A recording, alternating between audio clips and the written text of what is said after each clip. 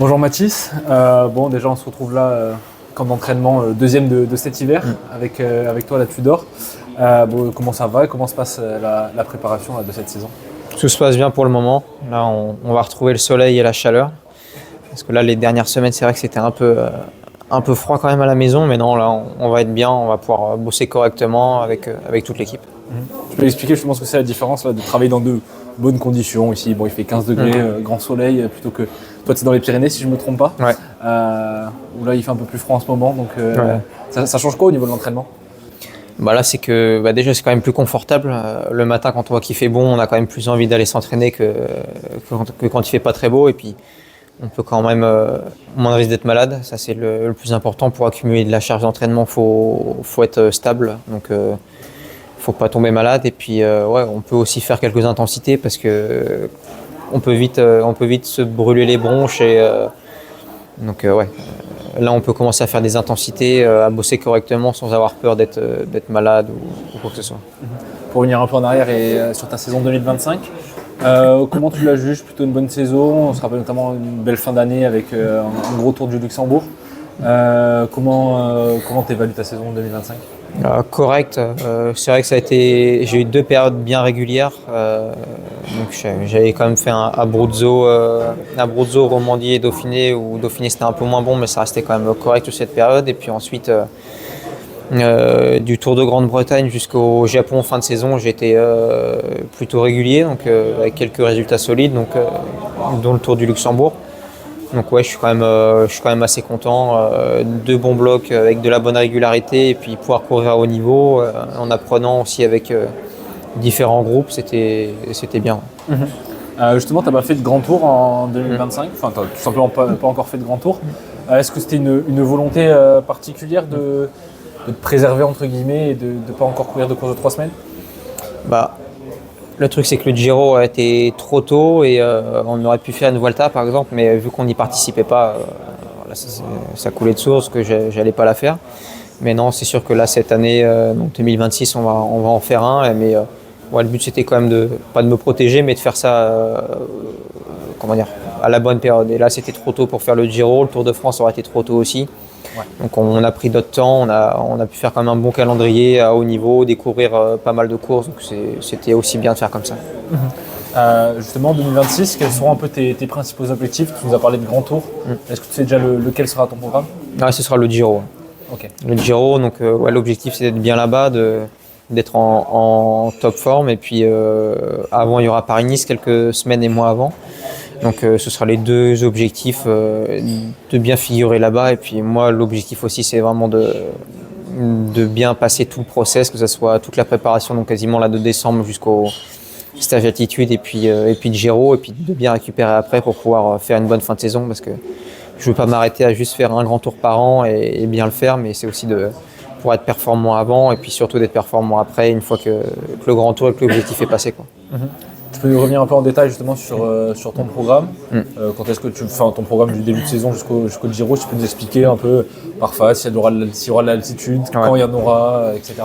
Ouais, donc là on fait le stage, donc il y aura déjà un bon bloc d'entraînement. Ensuite je vais à Majorque, où il y a aussi un chrono par équipe auquel je vais participer pour pouvoir préparer aussi Paris-Nice correctement. Donc j'ai ça. Ensuite j'ai Figueira-Algarve.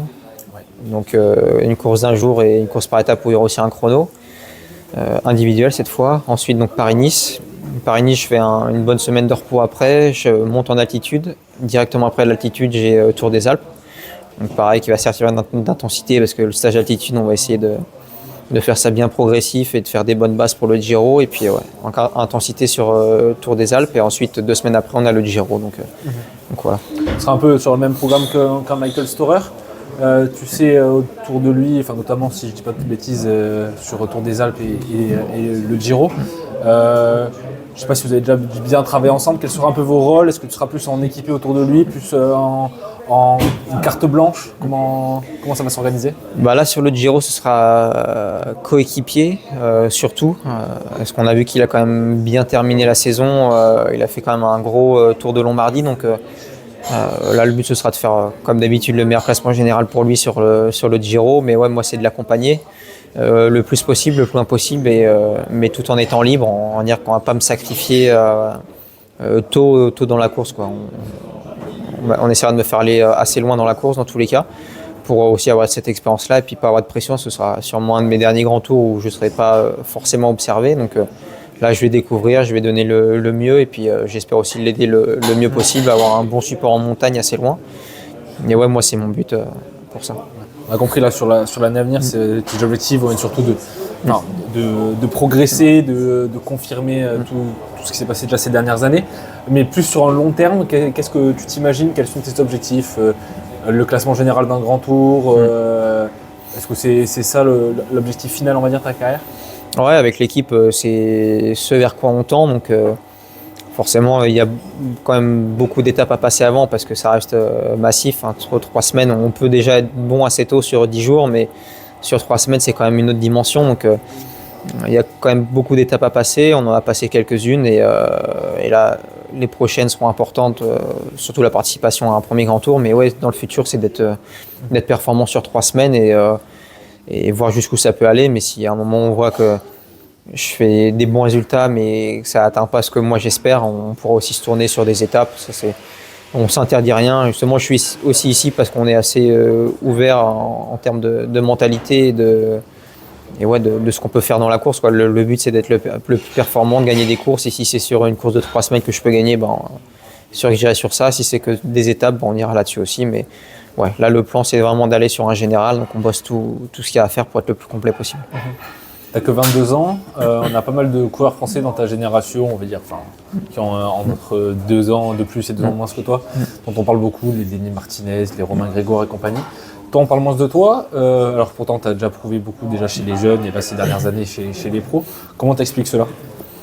Déjà, je pense que je suis arrivé quand même un peu plus tard qu'eux, donc j'ai toujours eu un petit écart par rapport à eux, donc qui était quand même bien plus important il y a 3, 4, 5 ans, et que maintenant je comble entre guillemets.